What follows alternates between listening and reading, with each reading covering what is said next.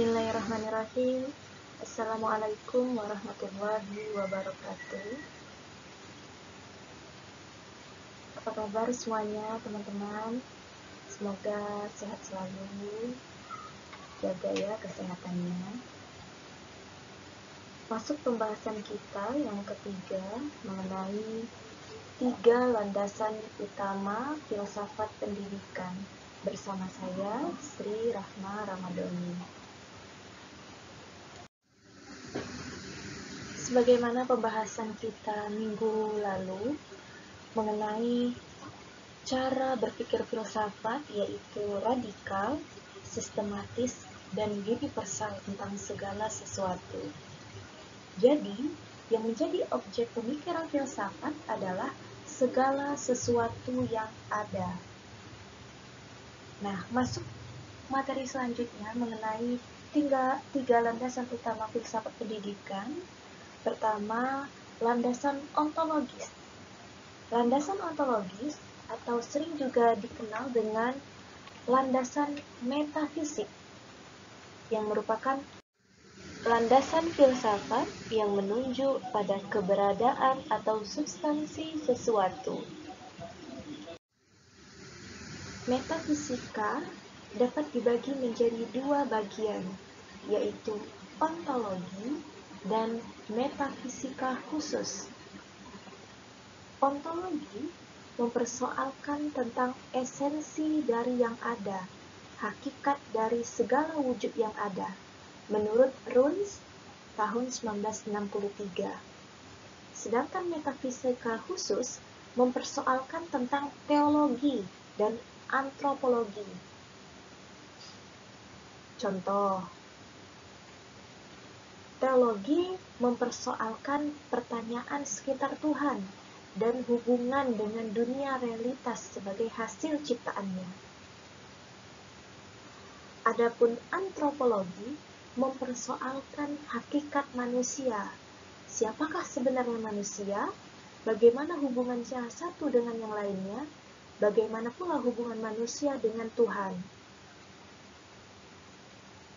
Nah, seperti yang telah dijelaskan bahwasanya metafisika membicarakan tentang manusia, tetapi pembahasannya berbeda dengan sains yang lainnya, seperti ilmu sosiologi, psikologi, dan biologi. Ilmu sosiologi mempelajari manusia dalam kelompok serta interaksinya yang diamatinya oleh panca indera. Begitu pula psikologi mempelajari perilaku individu manusia dalam interaksinya dengan lingkungannya. Dan biologi mempelajari manusia dari segi kehidupan fisiknya.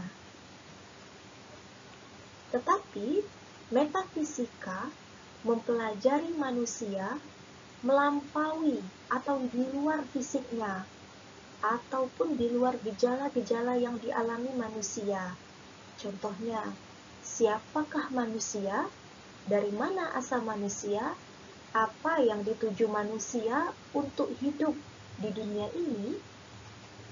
Jika kita kaitkan dengan filsafat pendidikan dari contoh landasan ontologis atau landasan metafisik, misalnya, pendidikan secara ilmiah ditujukan untuk mensistematisasikan konsep-konsep dan praktek pendidikan yang telah dikaji secara metodologis menjadi suatu bentuk pengetahuan tersendiri, yaitu ilmu pendidikan.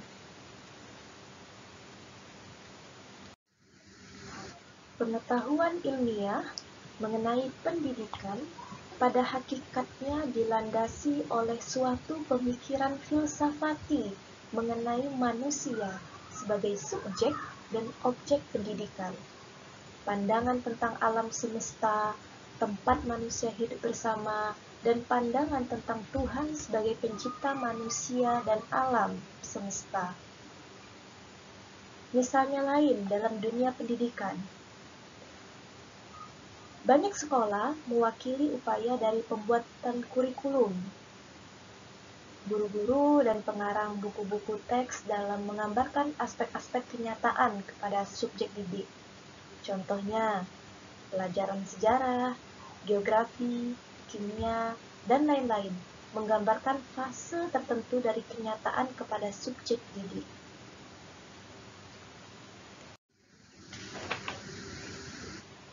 Landasan epistemologis pendidikan. Epistemologi berasal dari bahasa Yunani kuno dengan asal kata episteme yang berarti pengetahuan dan logos yang berarti teori. Secara etimologi, epistemologi berarti teori pengetahuan. Epistemologi merupakan cabang filsafat yang membahas tentang asal, struktur, metode, serta keabsahan pengetahuan. Menurut Akin Pelu tahun 1988 mengatakan bahwa area kajian epistemologi ada relevansinya dengan pendidikan, khususnya untuk kegiatan belajar mengajar di dalam kelas. Pencarian akan pengetahuan dan kebenaran adalah tugas utama baik dalam bidang filsafat maupun pendidikan. Epistemologi yang tadi telah kita bahas yaitu tentang persoalan pengetahuan. Contohnya, mungkinkah pengetahuan diperoleh atau tidak? Dapatkah kita memiliki pengetahuan yang benar? Dalam epistemologi, yang paling cocok perlu didiskusikan adalah pengetahuan. Hal ini akan berkaitan dengan macam-macam pengetahuan.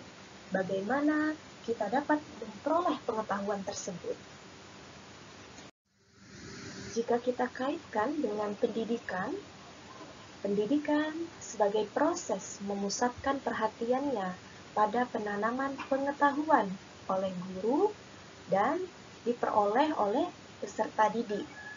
Sedangkan epistemologi menggali lebih dalam sampai pada akarnya pengetahuan.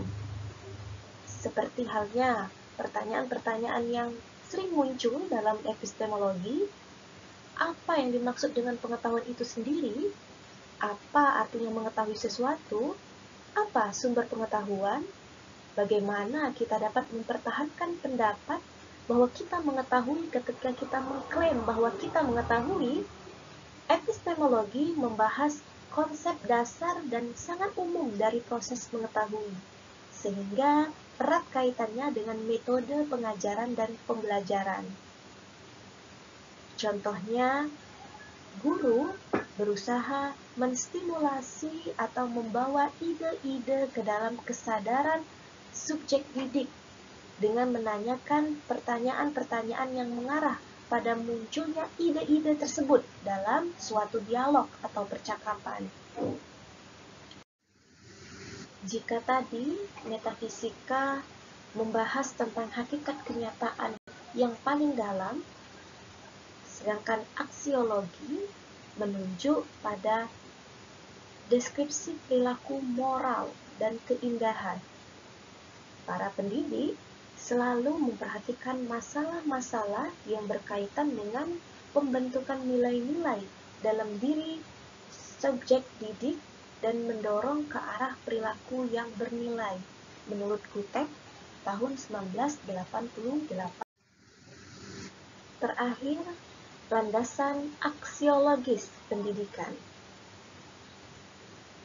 Aksiologi berasal dari bahasa Yunani kuno, terdiri dari kata aksios yang berarti nilai dan kata logos yang berarti teori.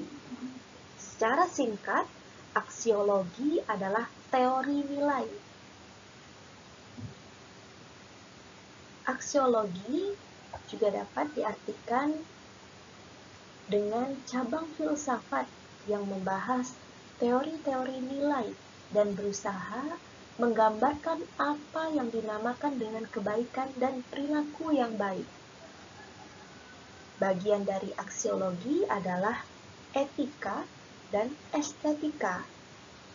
Etika menunjuk pada kajian filsafati tentang nilai-nilai moral dan perilaku manusia. Sedangkan estetika menuju pada kajian nilai-nilai keindahan dan seni.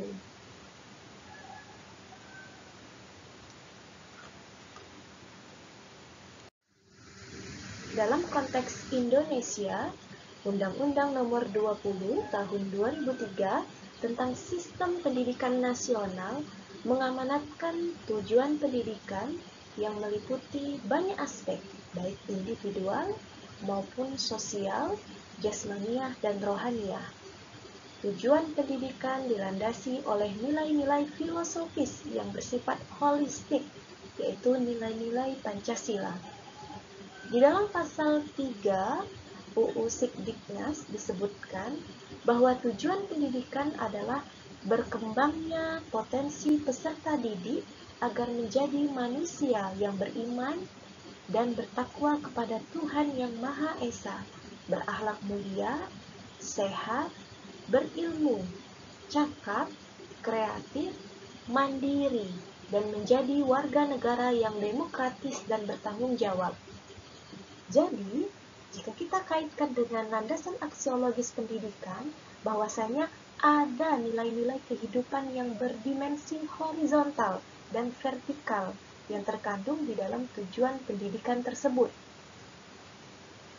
Dari uraian di atas dapat kita simpulkan bahwa landasan aksiologis ilmu pendidikan adalah konsep nilai yang diyakini dan dijadikan landasan atau dasar dalam teori dan praktik pendidikan.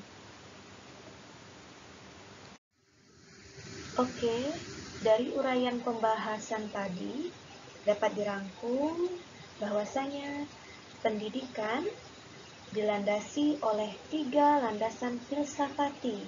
Yang pertama, landasan ontologis, yaitu memberikan dasar bagi pendidikan mengenai pemikiran tentang yang ada, yaitu pemikiran tentang Tuhan, manusia, dan alam semesta. Kedua, landasan epistemologis, yang memberikan dasar filsafati bagi teori dan praktik pendidikan dalam hal metode memperoleh pengetahuan. Oleh karena itu, pendidikan sangat erat kaitannya dengan ilmu pengetahuan.